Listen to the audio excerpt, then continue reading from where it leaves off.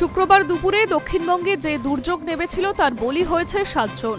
কোথাও বিদ্যুৎপৃষ্ট, কোথাও বজ্রপাতে মৃত্যু হয়েছে তাদের। আর এই পরিস্থিতি সামলাতে রাজ্য সরকার দ্রুত গতিতে কাজ করছে। রাজ্য সরকারের তরফে জানানো হয়েছে নিহত পরিবারগুলিকে আর্থিক সাহায্য করা হবে। নবান্ন থেকে সাংবাদিক বৈঠক করে মুখ্যমন্ত্রী জানিয়েছেন নিহতদের পরিবার পিছু 4 লক্ষ টাকা করে দেবে রাজ্য সরকার। মুখ্যমন্ত্রীর কথায় জানি কোনো মৃত্যুতে টাকা দিয়ে ক্ষতিপূরণ করা সম্ভব নয়, কিন্তু এই সময় স্বজনহারা পরিবারের পাশে দাঁড়ানোর জন্য আমাদের সরকার নিহতদের প্রত্যেকের পরিবারের পিছু 4 লক্ষ টাকা করে দেওয়ার ঘোষণা করেছে।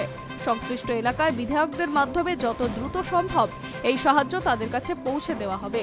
এছাড়া যারা আহত তাদের আমরা আর্থিক সাহায্য করব, তবে এই মুহূর্তে তাদের চিকিৎসা দ্রুত হওয়াটা বেশি দরকার। তাদের চিকিৎসার ভার নিচ্ছে রাজ্য সরকার। ঝড় বৃষ্টির মাঝে বাবুঘাটে আম কুড়োতে গিয়ে বিদ্যুৎপৃষ্ট হয়ে মারা যান এক ব্যক্তি। এছাড়াও উত্তর দিনাজপুরে বজ্রপাতে আরও 2 কিশোরের মৃত্যু হয়েছে। মৃত্যুর খবর এসেছে পুরুলিয়া থেকেও।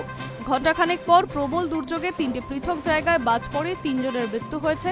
পুরুলিয়া জেলা সূত্রে খবর, ওই 3 জন বছর 25 বয়স তাদের। এছাড়াও দক্ষিণ 24 পরগনা, হাওড়া, হুগলি, পুরুলিয়াতেও ব্যাপক ক্ষয়ক্ষতির খবর মিলেছে। মুখ্যমন্ত্রী জানিয়েছেন দুর্যোগের পরবর্তী পরিস্থিতি মোকাবিলায় গোটা নজরদারি করছে রাজ্য পুর ও নগর উন্নয়ন মন্ত্রী অগ্নিমিত্রা পাল।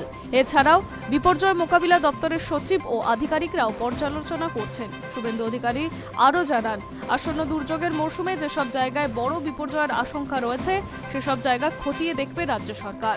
সন্ধ্যায় নবান্ন থেকে সাংবাদিক বৈঠকে ঝড় বৃষ্টির ক্ষয়ক্ষতি নিয়ে যাবতীয় তথ্য জানিয়েছেন মুখ্যমন্ত্রী। Hi news network.